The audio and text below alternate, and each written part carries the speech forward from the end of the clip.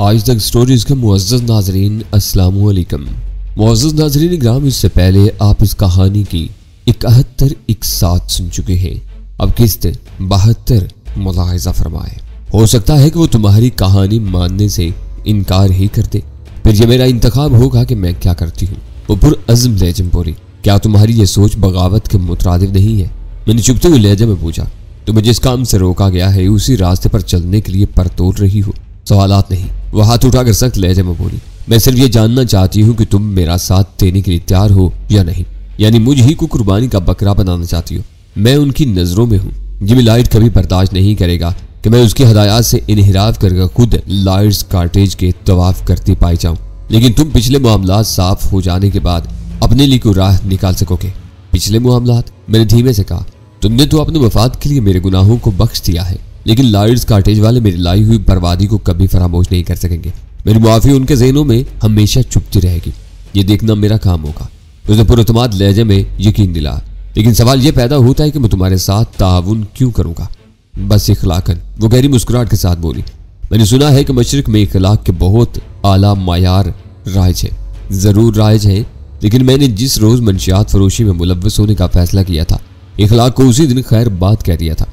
अब तो सारे फैसले मुफादात के ताबे होते। तो 4 लाख का मुआवजा चाहते हो?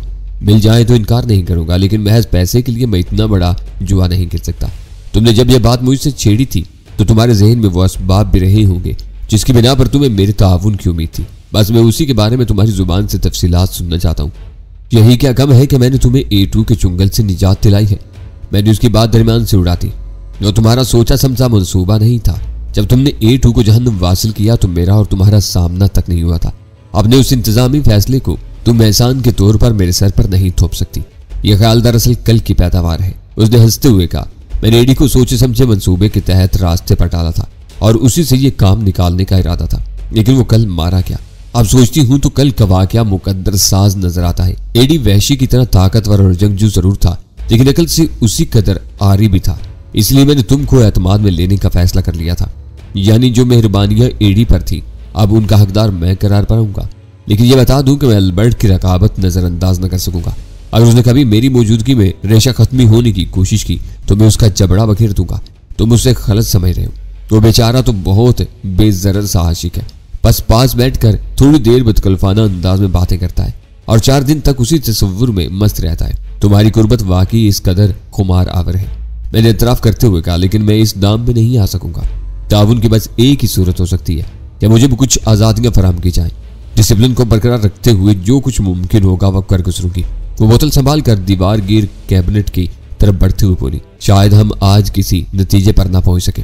तुम कल आओगे तो हम ज्यादा खुले दिल से बात कर सकेंगे। क्या आज और कल में कोई फर्क पड़ जाएगा? मैंने मज़ाहका उड़ाने की हद तक बेपरवाही इख्तियार करते हुए सवाल किया। यकीनन उसकी आवाज पुरअतमाद थी। फिर चिट की आवाज के साथ वो बोली, मैंने कैंडल लाइट चला दी है, तो मेन स्विच बोर्ड से रोशनियां गुल कर दो। मेरी उंगलियों ने मशीनी अंदाज में जुम्बिश की और कमरा तारीख हो गया।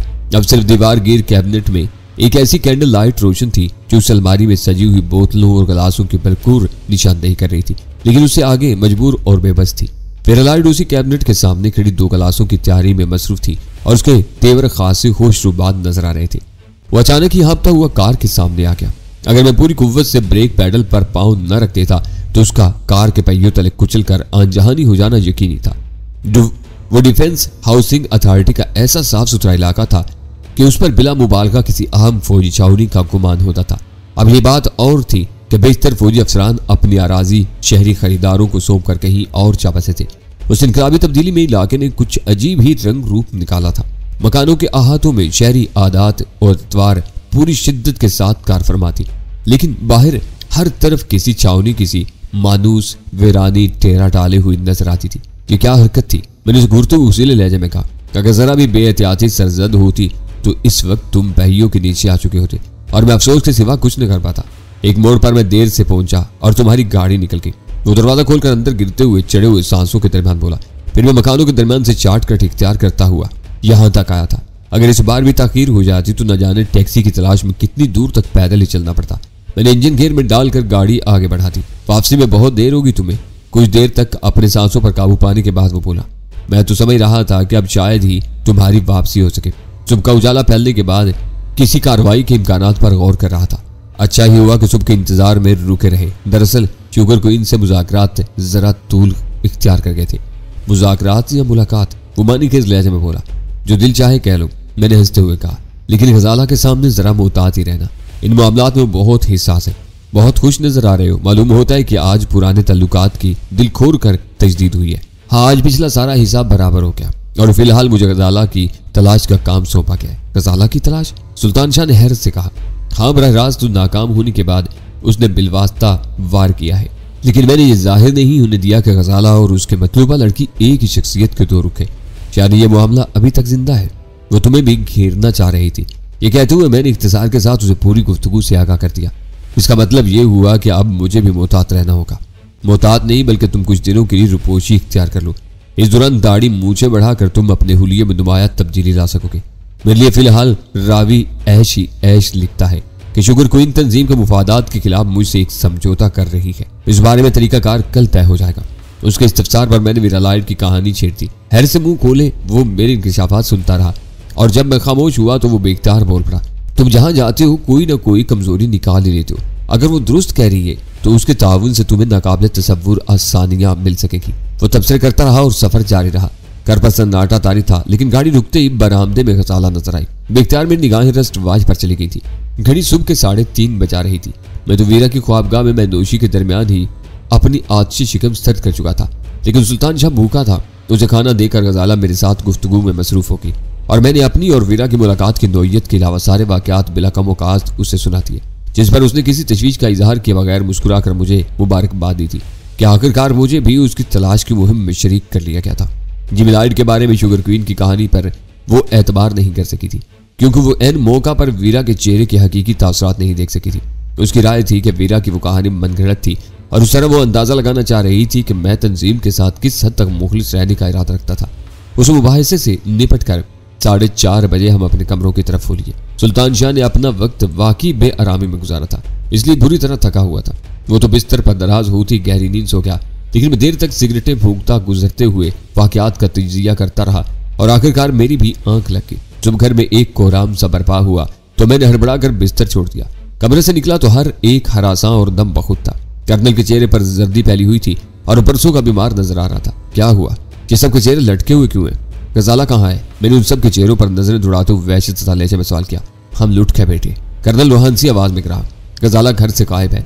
फाटक खुला हुआ था। मालूम होता है कि इस बार दुश्मनों का वार हम पर चल ही गया है। मेरी निगाह के सामने एकदम अंधेरा सा छा गया। कमरे में तशद्दुद की कोई अलामत नहीं है। चगिल कह रहा था। मालूम होता है कि उसे बेहोश करके ले जाया गया है। इस घर पर तो कोई अताब ही आया हुआ है। सलमा की आवाज खौफ से लरज रही थी। तशद्दुद और खूनरेज़ी के बाद अब अगवा की भी नौबत आ गई। शायद कोई भी महफूज न रह सकेगा। न जाने वो उसे कहाँ ले गए होंगे और बेचारी का क्या हशर कर रहे होंगे। मेरे लिए वो बदतरीन खबर थी, लेकिन उन सब की हालत देखते हुए मुझे संभाला लेना पड़ा, वरना गजाला के साथ तो जो हुआ था सो हुआ था। वो सब भी असाब सता होकर रह जाते। उसकी गुमशुदगी का इल्म कैसे हुआ? मैंने पुरस्कून रहने की कोशिश करते हुए सवाल किया। वो हमेशा दरवाजा बंद करके सोने की आदत है। कर्नल पंसी आवाज में बदिक्कत तमाम बोला। मैं बेदार हुआ तो उसकी ख्वाबगाह का दरवाजा खुला हुआ था। पहले मैं समझा कि वो शायद खिलाफ मामूल चलती बेदार होकर किचन वगैरह में जा घुसी है, लेकिन जब कहीं नजर ना आई तो मैंने ख्वाबगाह में निगाह उड़ाई और वहां उसका बिस्तर खाली था। चप्पलें कमरे में मौजूद थी, जो एक अनहोनी बात थी। वो तो कभी नंगे पांव घूमने की आदी नहीं थी। मेरी बच्ची। कर्नल के मुंह से एक सिसकी निकली और वो रुमाल में अपना मुंह ढांप कर खामोश हो गया। हालात कुछ खतरनाक रुख इख्तियार करते चले जा रहे हैं। मैंने जहांगीर को एक तरफ जाकर नरमी से कहा, इन हालात में तुम्हारा यहाँ ठहरना मखदूश हो सकता है। बेहतर यही होगा कि तुम सलमा को साथ लेकर अपने घर लौट जाओ। इस बुरे वक्त में मैं तुम्हें तनहा नहीं छोड़ सकता। वो अटल लहजे में बोला। सलमा को मैं यहाँ से उसके रिश्तेदारों में भेजे देता हूँ। सिर्फ उसी की वजह से हमें कोई दुश्वारी पेश आ सकती है, नहीं तुम भी जाओगे। मैंने सख्ती के साथ कहा। पुरानी बसात उलट चुकी है और अब नए सिरे से आदमियों को यकजा किया जा रहा है। तुम उनकी निगाहों में मातूब भी नहीं रहे हो सकता है कि अब तक तुमसे राब्ते की कोशिश शुरू की जा चुकी हो। तुम्हें अपने ठिकाने पर मौजूद रहना चाहिए ताकि उनसे राब्ता पैदा कर सको। तुम्हारे जरिए उनके बेतेरे अजाइम हमारे इल्म में आ सकते हैं। तुम यहाँ से निकल कर ही ज्यादा सूदमंद साबित हो सकोगे। मेरी तकरीर उसके जहन में उतर गई और फौरी तौर पर वहां से रवानगी के लिए आमादा हो गया। इस बारे में सलमा ने खासी मुजाहमत करना चाही थी, लेकिन मेरी और सुल्तान शाह की मुदाखलत पर उसे भी हथियार डालने पड़े। उन दोनों की रवानगी के बाद घर में सन्नाटा छा गया।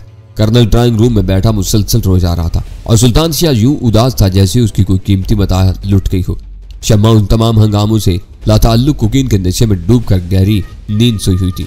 हमें बदतरीन जिक्र उठाना पड़ी है। सुल्तान शाह मगमूम लहजे में कह रहा था। कुछ समझ में नहीं आ रहा कि भाभी की तलाश में किन दीवारों से अपना सर टकरा जाए। तुम्हें यकीन है कि सुबह वापसी पर हमारा ताक्कुब नहीं किया गया था? कुछ देर के सकूत के बाद मैंने ख्याल अंगेज लहजे में सवाल किया। अगर हेडलैंप्स गुल करके कोई पीछे लगा रहा हो तो और बात है, पर बज़ाहिर तो मैदान साफ था। ताक्कुब कौन कर सकता है? मैं खुद कलामी के अंदाज में बुड़बुड़ाया। वीरा मेरे साथ थी, अल्बर्ट सो रहा था और मुहाफिज अपनी ड्यूटी पर था। वहां से कौन ताक्कुब में निकल सकता था? वीरा से तो तुम्हारी मुसाहलत हो गई थी, उसी से रुजू क्यों नहीं कर लेते? सुल्तान शाह ने लुकमा दिया। मैं खुद भी उन्हीं खतूत पर सोच रहा हूँ। अगर ज़ाला वीरा ही के हाथ लगी है तो अब हमें दांतों पसीना आ जाएगा। सबसे बढ़कर मेरी गलत बयानी साबित हो जाएगी, क्योंकि मैं अभी तक गजाला के वजूद से मुसलसल इनकार करता रहा हूँ। खुद वीरा भी इतनी आसानी से उस कार्रवाई का एतराफ नहीं करेगी। लाइट्स काटेज वाले भी उस पर हाथ डाल सकते हैं। सुल्तान शाह ने राय जाहिर की और मैं एकदम मुस्तरिब हो गया। वो लोग इंसानों के रूप में दरिंदे थे। गजाला के उनके हाथ लगने के तसव्वुर ही से मैं कांप उठा। फिर मैंने उसी हालत में मवासलाती यूनिट का नंबर डायल कर डाला। टैनी बोल रहा हूँ, मुझे वीरा से बात करनी है। दूसरी तरफ से राब्ता कायम होते ही मैंने बराह रास्त मतलब की बात कह डाली। पैगाम नोट करवा दो, जरूरत महसूस हुई तो वो खुद तुम्हें रिंग कर लेगी। रिसीवर पर अल्बर्ट की खुश्क आवाज उभरी। मैं पब्लिक बूथ से बोल रहा हूँ, मेरा कोई नंबर नहीं है। मैंने खुशामदाना लहजा में कहा। मेरे पास बहुत आम पैगाम है, अगर ताकीर हुई तो सूरत हाल काबू से बाहर भी हो सकती है। हुआ करे। उसकी आवाज बेपरवायाना थी। अभी मेरी हड्डियां हिल रही हैं, कुछ तुम्हारी भी हिल जाएंगी। तुम मुझे मजबूर कर रहे हो अल्बर्ट। मैं गुस्से और बेबसी के आलम में बोला कि अगर तुमने मेरी बात न मानी तो शायद मुझे खुद ही यूनिट का रुख करना पड़े। कल शाम की बात और थी, आज तुम अंदर कदम भी न रख सकोगे। अच्छा यही बता दो, वीरा कहाँ है? मैंने जिच आकर पूछा। मैं ठहरा बूढ़ा आदमी, भला मुझे क्या मालूम हो सकता है? तुम जवान हो, अपने तखय्युल का जोर लगाओ तो इल्हाम शुरू हो जाएगा कि वो कहाँ है और क्या कर रही है। इस वक्त तो शायद मेरी मजबूरी भाप कर मुझसे बदला लेने पर तुल गया था। इस वक्त ये कमीनगी तुमको जेब नहीं दे रही बुड्ढे गीदड़, मैंने तेज के आलम में कहा। जवाब में रिसीवर पर उसका गुंजीला कहका सुनाई दिया। अब मेरी तबीयत खुश हुई ना। कमीनगी तो बस तुम ही कुछ जेब देती है कि जिसका खाते हो उसी को आंखें दिखाते हो। वैसे तुम्हें तकलीफ क्या है? सुना है कि रात 2:30-3 बजे तक उसी के साथ थे और अब सुबह होते ही फिर उसकी तलाश शुरू कर दी है। हमारे एक आम आदमी पुलिस लाकअप में बदतरीन तशद्दुद का निशाना बना हुआ है। मुझे उसकी अकल ठिकाने लाने का एक बहाना अचानक ही सूझ गया। अगर उसके बारे में फौरी तौर पर कदम न उठाया गया तो किसी भी वक्त वो जुबान खोल बैठेगा और उसकी तमाम तर जिम्मेदारी तुम पर होगी। बस मैं फोन बंद कर रहा हूँ। उसे नाराज हो गया मेरी जान। बुढ़ा खिलाफ तो को उस वक्त खासी कुछ दिली का मुजाहरा कर रहा था। मैं तो बस तुम्हारी हड्डियां सुलगा रहा था। जरा चंद मिनट इंतजार करो, मैं बेबी को बुलाया जाता हूँ। मैं वैसे एक गहरा सांस लेकर रह गया। गनीमत था कि वो राह रास्त पर आ गया था, वरना शाम को वीरा से तयशुदा मुलाकात से पहले वो गुत्थी सुलझने की कोई उम्मीद बाकी नहीं रही थी। मैं रिसीवर कान से लगाई उम्मीद मुहिम की हालत में खड़ा था कि अचानक ही रिसीवर में वीरा की आवाज गूंजने लगी। मामला गड़बड़ है तो फौरन ही इधर आ जाओ, मैं इंतजार कर रही हूँ। उससे बेशतर कि मैं उसका जवाब में जुबान भी हिलाता, दूसरी तरफ से क्लिक की हल्की सी आवाज के साथ गालिबन रिसीवर क्रैडल पर रख दिया गया था। मैं रिसीवर कान से लगाए कई सेकंड तक हेलो हेलो करता रहा, लेकिन दूसरी तरफ मुसलसल सन्नाटा छा रहा और मुझे भी आखिरकार फोन बंद ही करना पड़ा। लहजा भर के लिए मुझे दोबारा नंबर डायल करने का ख्याल आया, लेकिन मैंने उसे फौरन ही तर्क कर दिया। मैंने वीरा को फोन पर बुलाने के लिए अल्बर्ट से जो बहाना किया वो लाख अच्छा सही, लेकिन तफसील तलब था, जबकि वीरा ने मुझे बोलने का मौका ही नहीं दिया। उसका मतलब था कि वो किसी वजह से मुझसे फोन पर बात करना नहीं चाहती थी। मैं सुन चुका था कि वो मवासलाती यूनिट बेहतरीन नशरियाती मॉनिटरिंग और रिकॉर्डिंग के आलात से लैस था। शायद वीरा को शुबा हो रहा हो कि कहीं अल्बर्ट उसकी लाइलमी में गुफ्तगू रिकॉर्ड न कर ले, और उसी वजह से उसने अपना पैगाम पूरा करते ही सिलसिला मुनक़ता कर दिया। क्या रहा? मुझे ख्यालात में डूबा हुआ देखकर सुल्तान शाह ने चंद सानियों के लिए सवाल किया। मेरी बात सुने बगैर उसने मुझे वहां पहुंचने की हदायत देकर सिलसिला मुनक़ता कर दिया है। मैंने कहा, न जाने वो मेरी काल से क्या मतलब अखज़ कर बैठी है। तुम्हें जाना तो होगा, उसने ताई तलब लहजे में कहा। जरा सी दौड़ भी सही, तुम यहीं रुक कर जरा कर्नल का ख्याल रखना, मैंने धीमे लहजे में कहा। मैं जल्द अज जल्द वापस लौटने की कोशिश करूंगा। मैं फौरन लिबास तब्दील करके यूनिट की तरफ रवाना हो गया। पिछली मुलाकात मुहाफिज को अच्छी तरह याद थी, लिहाजा उसने मुझे पहचानते ही फाटक खोल दिया। गाड़ी पुख्ता रविश पर अंदर ले जाते हुए मुझे वीरा बाहर लान पर ही टहलती हुई नजर आई और मैंने कार पोर्च में बढ़ा ले जाने की बजाय वहीं रोक दी। आप कहो कौन पकड़ा क्या है? मेरे करीब पहुंचते ही उसने दिलावेज मुस्कुराहट के साथ सवाल किया, फोन पर बात करने से गुरेज क्यों किया था? मैंने खुद पर काबू पाते हुए पुरस्कून लहजे में सवाल किया। मुझे लगा था कि अपनी बेताबी जाहिर करके मैं उसके हाथों खिलौना बंद कर रह जाऊंगा। मुझे मालूम था कि तुम गैर मोहतात गुफ्तगू करोगे, जबकि यहां से होने वाली हर कॉल टेप होती है। तुम अपने साथ मेरे लिए भी दुश्वारियां पैदा कर सकते थे। अल्बर्ट अपने फ्राइज में किसी के साथ कोई रो रायत नहीं करता, लेकिन वो खुद तो फोन पर काफी बकवास कर रहा था। वो कर सकता है क्योंकि टेप की हुई कॉल्स को वो खुद ही मॉनिटर करता है और ऊपर वालों को बराह रास्त रिपोर्ट भेजता है। वो जो कुछ चाहे रिपोर्ट से हज़फ कर सकता है। वो खुद भी बता रहा था कि उसने तुमसे फोन पर खासा बदला ले लिया है। अब ये बताओ कि तुम मुझसे किस बारे में बात करने के लिए बेचैन थे? क्या मैं आज़ादी के साथ बात कर सकता हूँ? मैंने गर्दो पेज का जायजा लेते हुए सवाल किया। पूरी आज़ादी थी। तो उसने फराग दिलाना लहजा में कहा। मैं इसीलिए बाहर निकल आई हूँ। सुबह यहाँ से वापसी पर मेरा ताक्कुब किया गया था। मैंने उसकी आंखों में देखते हुए सपाट लहजा में पूछा। बिल्कुल किया गया था। उसके जवाब ने मेरे वजूद में सनसनी से जुड़ा थी। क्या यह तयशुदा मामलात से तजावुज़ नहीं था? मैंने तल्ख लहजा में सवाल किया। मामलात तो आज शाम तय होने थे। उसने मुकाराना लहजा में कहा। फिर तजावुज़ का सवाल कैसे पैदा हो गया? लड़की कहाँ है? मैंने अपना गुस्सा जब्त करते हुए सवाल किया। किस लड़की की बात कर रहे हो? उसने बेपरवाही से पूछा। जिसे आज सुबह सवेरे अगवा किया गया है, जिसके बारे में तुम झूठ बोलते रहे हो। उसने तंजिया लहजे में कहा। वो तंजीम को मतलब है कि तुम आज तक सबकी आंखों में धूल झोंकते रहे। मैंने न सिर्फ तुम्हारा ताक्कुब किया बल्कि उसको भी भरे घर में से निकाल लाई।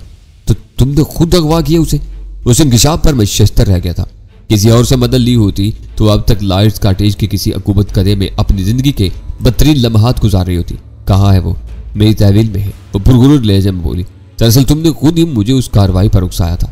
मुझे पहले से शुबा था कि वो लड़की तुम्हारी साथी है। कल जब तुमने सवाल किया कि जिमी लाइट्स के बारे में तुम मेरे साथ ताउन किस लिए करोगे, तो पहली बार मुझे अपनी नाजुक पोजीशन का एहसास हुआ। मैं जुबान खोल कर फंस चुकी थी और तुम बालादस्त थे। लेकिन अब सूरत हाल हमें बराबरी की सतह पर ले आई है। जरा वजाहत से बात करो। मैं तुम्हारा मुद्दा नहीं समझ सका। तुम जब तक मेरी हदायत पर अमल करते रहोगे, लड़की मेरी तहवील में महफूज रहेगी। और जिस समय तुमने मुझे क्रॉस करने की कोशिश की, मैं लड़की को उन दरिंदों की तहवील में दे दूंगी जो वैशी और सफाक है। यानी तुम मुझे ब्लैकमेलिंग की धमकी दे रही हो। जो चाहो समझ लो। वो गर्दन झटक बोली। इस इक़दाम के बगैर मैं तुम्हारे हाथों में खिलौना बन सकती थी। मैं डाली में लगा हुआ पका फल नहीं हूँ जो खुद ब खुद हर एक की झोली में गिरता है। मैंने बहुत सोच समझ कर पिछली रात तुम्हारे साथ गुजारी थी। तुम यहाँ से ऐशो इशरत और फतेहमंदी के जज्बे से सरशार होकर लौटे थे और उसी गफलत की बिना पर मुझे अपनी कार्रवाई कर गुजरने का मौका मिल गया। अब तुम्हें अपनी महबूबा दरकार है और मैं अपने बाप की मुतलाशी हूँ। मैं जिस दिन चिबिलाइड के रूबरू पहुंच गई, तुम्हारी महबूबा बाहिफाजत तुम्हें लुटा दी जाएगी। मैं ये शर्त तस्लीम नहीं कर सकता। मैं निचला होंठ दांतों से काटते हुए कहा। ना करो, मैं तुम्हें मजबूर नहीं कर सकती। वो फातिहाना तबस्सुम के साथ बोली। तंजीम के एहलकार आज भी उस लड़की के लहू के प्यासे है। अगर वह उनकी तहवील में मरने से पहले जुबान खोल बैठी तो मेरी तमाम हमदर्दियों के बावजूद तुम भी बदतरीन अताब का निशाना बन जाओगे। बसूरत दीगर में यह भूले रहूंगी कि तंजीम को लड़की की तलाश है। वो है कहाँ? मैंने सर्द निगाहों से उसे घूरते हुए सवाल किया। मेरी तहवील में। तुम 1000 बार भी पूछोगे तो इससे ज्यादा कुछ न बताऊंगी। मैं इस इमारत की ईंट से ईंट बजा दूंगा। जो कुछ बजा सकते हो शौक से बजाओ, या उसका साया भी न मिल सकेगा। अल्बर्ट दिलोजान से तंजीम का वफादार है। वो लड़की को पहचानते ही ऊपर खबर पहुंचा देता और तुमसे सौदेबाजी के लिए मेरे पास कुछ भी न रहता। इसीलिए मैंने लड़की को यहाँ लाने के बजाय एक महफूज ठिकाने पर पहुंचाया जहां परिंदा भी पर नहीं मार सकता। मैं किसी फैसले पर पहुंचने से कबल एक बार उससे मिलना चाहता हूँ। चंद सानियों की सुकूत के बाद मैंने शिकस्त, खौरदा और बेबसी के एहसास के साथ कहा। यह नामुमकिन है। उसका लहजा अटल था। और यह भी बताती चलूं कि अब मैं तुम्हें ज्यादा मोहलत नहीं दूंगी। तुम्हें इस वक्त फैसला करना है, वरना उस लड़की की बदनसीबी पर रोने के सिवा कुछ न कर सकोगे। वो शायद मेरी जिंदगी का बदतरीन सानिया था जो चुपके से दर आया था। गजाला को तंजीम के घिनौने एहलकारों से बचाने रखने के लिए मैंने क्या कुछ न पापड़ बेले थे, लेकिन वीरा ने अपनी जात के फसूह में उलझाकर मुझे अचानक ही बेदस्तुपा कर दिया था और अब मेरे लिए मुकम्मल तौर पर हथियार डालने के सिवा कोई चारा नहीं रहा था। वाकई सच ही था जिसने भी कहा था कि औरत अगर अपने हरबों को आजमाने पर उतर आए तो बड़े से बड़े ज़ीरक मर्द को आनन फानन में खाक चटवा सकती है। और यही कुछ वीरा ने मेरे साथ किया था। तुम लड़की को आज़ाद कर दो। मैं वादा करता हूँ कि तुम्हें कभी तगा नहीं दूंगा। अब मुझे ना तुम्हारी वफा की हाजत है न तगा का खौफ। मेरे लिए तो यही एक एहसास हमेशा तमानियत का बाइस बना रहेगा कि अपने दोस्त की सलामती और आज़ादी के लिए तुम रजाकाराना तौर पर मेरे मुहाफिज बने रहोगे। वैसे नाम क्या है उस लड़की का? गजाला। मेरे दिल की गहराइयों से आवाज़ निकली। चाहे तुमने अंदाजा लगा लिया होगा कि वो कोई लावारिस लड़की नहीं है। उसके बाप का हाल अबतर है। बीमार माँ को जवान बेटी के अगवा की खबर मिली तो शायद वो इस सदमे से जाम पर ही ना हो सकेगी। उन्हें संभालना तुम्हारा काम है। वो जज्बात से आरी सपाट लहजे में बोली। अच्छे और बुरे दोनों नताइज तुम्हारे फैसले से वाबस्ता है। ये मेरा वादा है कि अपने अल्फाज से हरगिज नहीं फिरूंगी। मैं फैसला सुना चुका। मैंने वो बात कहते हुए अपने हल्क में शिकस्त की तलखी से घुलती हुई महसूस की। मैं तुम्हारे लिए काम करूंगा लेकिन तुम लड़की को रिहा कर दो। ये तलखी हमारे दरमियान एक खलीज बनी रहेगी। मुझे समझाने के बजाय खुद को मेरी जगह रखकर समझने की कोशिश करो।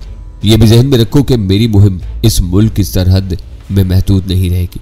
लाइट्स कार्टेज से कुछ बुनियादी मालूमात समेटने के बाद हमें लामुहाला यूरोप का रुख करना होगा, जहां जिमी लाइट का नाम अक्सर और बेशतर सुनने में आता है। तुम्हारी गैर मौजूदगी में उस लड़की का क्या बनेगा? कम अज कम मेरी तहवील में वो अपने दुश्मनों की दस्तरस से तो बची रहेगी। जब तुम खुद बैरून मुल्क होगी तो उसका निगहबान कौन होगा? वो मेरे नाकाबिल शिकस्त इंतजामात हैं। वो बोली, चाहो तो मैं उसे बैरून मुल्क भी भिजवा सकती हूँ और ये बंदोबस्त किसी भी दिन कलील से नोटिस पर किया जा सकता है। तुम्हारे वसाइल इतने ही काबिल एतबार है तो मुझे साथ मिलाने की क्या जरूरत है? तुम अपने तौर पर भी जिमी लाइट्स का सुराग लगा सकती हो, इतने पापड़ बेलने की क्या जरूरत है? मैं तुम्हें बता चुकी हूँ कि मुझे तंजीम के अंदर एक हमदर्द की जरूरत है। बाहर से तो जब चाहो पूरी फौज इकट्ठी कर सकती हूँ, आखिर को मैं खुद भी जिमी ही की बेटी हूँ। अगर मेरा काम कुछ महदूद नौइयत का है तो मुझे काम बताओ, ताकि मैं अपना हिस्सा पूरा करके तुम्हारे चुंगल से अपनी गुलू खलासी करवा सकूं। यूरोप की तफरीह तुम खुद ही कर लेना। तुम्हारा काम यकीनन महदूद सा होगा, लेकिन तुम्हारी जरूरत शुरू से आखिर तक रहेगी। मुश्किल यह है कि आज तक कोई ऐसा शख्स नहीं मिल सका जो जिमी लाइट से मुलाकात का दावेदार हो, इसलिए उसकी शिनाख्त मेरे लिए एक मसला बनी हुई है। तुम्हारी जरूरत इस मसले के हल के लिए। भला मैं क्या कर सकूंगा? क्या तुम्हारी माँ ने इस बारे में तुम्हारी कोई रहनुमाई नहीं की थी? तो बरसों पुरानी बात है। फिर उस वक्त मेरे जहन में दूर दूर तक ऐसा कोई इम्कान नहीं था कि मैं अपने बाप की तलाश का बेड़ा उठाऊंगी। माँ की कही हुई बातों को याद करती हूँ तो यूरोप में हर 100 में से 2-4 मर्द माँ के बताए हुए हुलिये पर पूरे उतरते हैं, वरना मुझे मुहिम जोई का कोई शौक नहीं था। भला मैं क्या कर सकूंगा इस बारे में? मैंने बेचारगी से कहा, मैंने तो ना देखा है ना किसी ने उसका हुलिया बताया है मुझे। लाइट्स कॉटेज में कहीं उसकी एक तस्वीर मौजूद है। वो पुरख्याल लहजे में बोली, वहां तक तुम्हें पहुंचवाना मेरा काम है, फिर वो तस्वीर तलाश करके देखना तुम्हारी जिम्मेदारी है। बस इसी के बाद मेरे दूसरे मरहले का आगाज होगा। अगर मैं वहां से तस्वीर ही उड़ा लाऊं, इम्काना बातें मत करो। वो चिड़चिड़े लहजे में बोली, वो तस्वीर इतनी बड़ी और फ्रेम की हुई है कि कॉटेज के सारे निगहबान अंधे भी हो जाएं तो टटोल कर तुम्हें तस्वीर समेत पकड़ लेंगे। फिर तो वो तस्वीर बहुत से लोगों की निगाह से गुजरी होगी। नहीं, वो किसी खास कमरे में है। उसका मुद्दा मालूम हो जाने के बाद मैंने एक मरतबा फिर गजाला की रिहाई के बारे में बात छेड़ी, लेकिन वो भी हट की पक्की थी। एक बार जो कुछ कह चुकी थी उसमें जरा भी नरमी के लिए आमाता ना हुई। बस ये यकीन दिलाती रही कि गजाला इज्जत और एहतराम के साथ उसकी तहवील में रहेगी। उस रोज पहली बार मुझे अंदाजा हुआ कि तोल कर बोलने से क्या मुराद होती है। मेरी जुबान से रवा रवी निकले हुए एक फिक्रे ने वीरा को इतना बड़ा कदम उठाने पर मजबूर कर दिया था कि मैं उसके आगे बेबस होकर रह गया था। उस किस्से का दिलचस्प पहलू यह था कि मेरी तरह वीरा का हदफ भी तंजीम के सरबराह की जात थी। फर्क सिर्फ इतना था कि वो अपने बाप की मुतलाशी थी और मैं उसे फना करके तंजीम की जड़ों पर कारी वार लगाना चाहता था। और मुकद्दर ने हम दोनों को गजाला की आज़ादी की कीमत पर एक ही जगह लाजमा किया था। फिर अचानक ही मुझे एक आखिरी हरबा सूझ गया और मैं दोबारा वीरा से उलझ पड़ा। मैं गजाला के बारे में तुम पर कैसे भरोसा कर लूं? तुम भी उसी बाप की औलाद हो जो एक आलम को फरेब पर फरेब दिए जा रहा है।